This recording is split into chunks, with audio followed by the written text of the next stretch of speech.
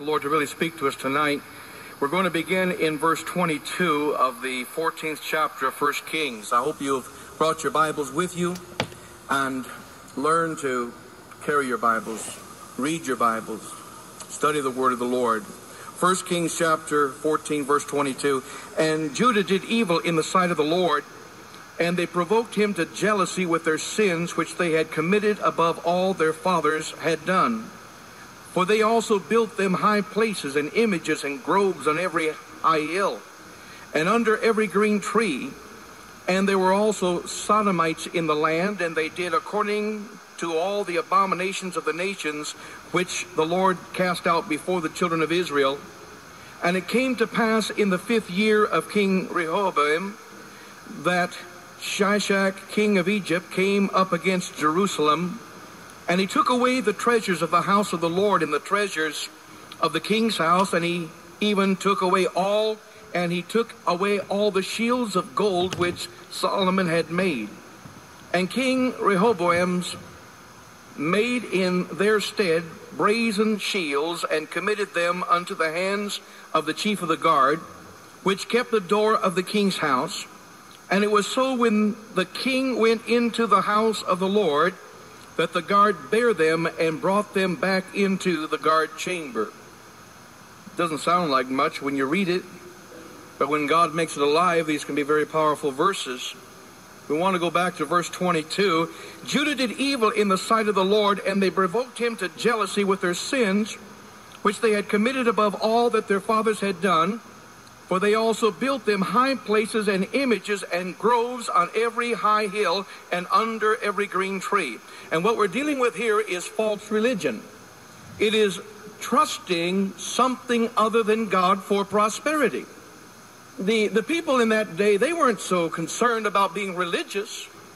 It wasn't so much that their heart cried out to worship either God or to worship a tree, but they wanted something to prosper them. They wanted to get blessed. They wanted to gain, they wanted to have an increase, and they believed that the superstitious things around about were able to bring the prosperity to them.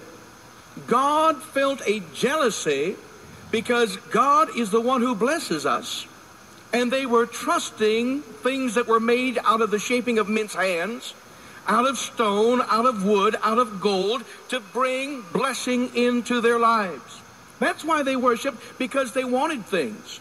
They wanted to have things, answers to prayer. They wanted to have material things. They wanted to have answers as far as friendship or peace from war or rain to come or crops to abundantly be multiplied. They wanted success. And so they did whatever they could that they felt would bring success to their lives at the expense of realizing that success comes from God.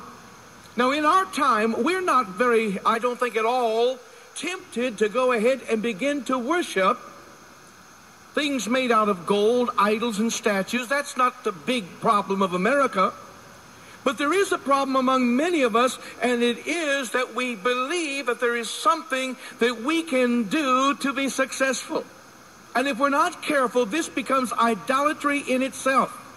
If we believe that success comes from education, be careful. Be careful, because you bring into an idolized manner the thought of education. We need education because it's a part of life, and it's a key, and it's a way that some people look at us so that we can get some jobs and civil service tests and all of these things. But I want you to know that education can't bless you. God and God alone can bless you. Only God can bless you. You have to realize my help comes from the Lord. And if you believe that your help comes because you have an education, if you do, if you believe that promotion comes because you have an education, then God is angry at your sin every day.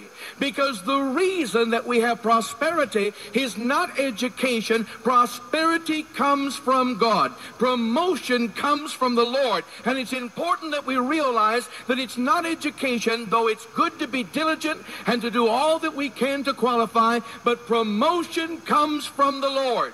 And there's many people today that are trusting something other than God for their blessing. Some people recognize that hard work brings forth some kind of a payment. And so they have given to themselves a philosophy that says, work hard and you will get the reward.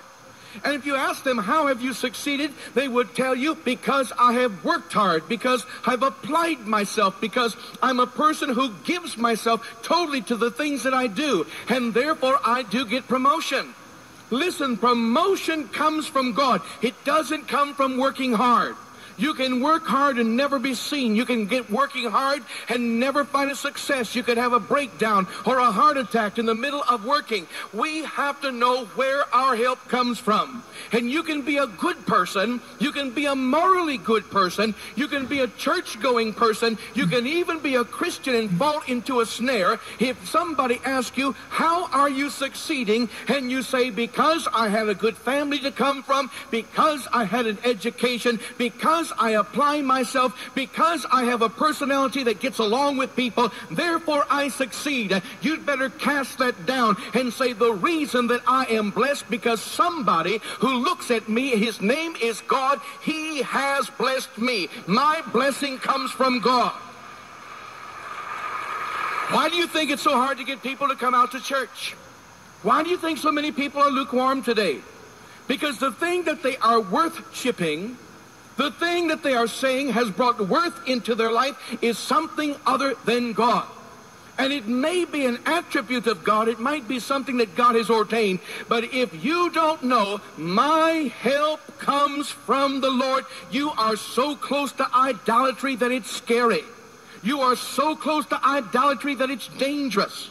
Why is it that so many Christians today find it such a duty to serve the Lord? Because they don't know, this is where my blessing comes from. This is where my joy comes from. This is where my prosperity comes from. This is where my strength comes from. This is where my health comes from. This is where my wisdom comes from. This all comes from God. The Lord is my shepherd, therefore I shall not want.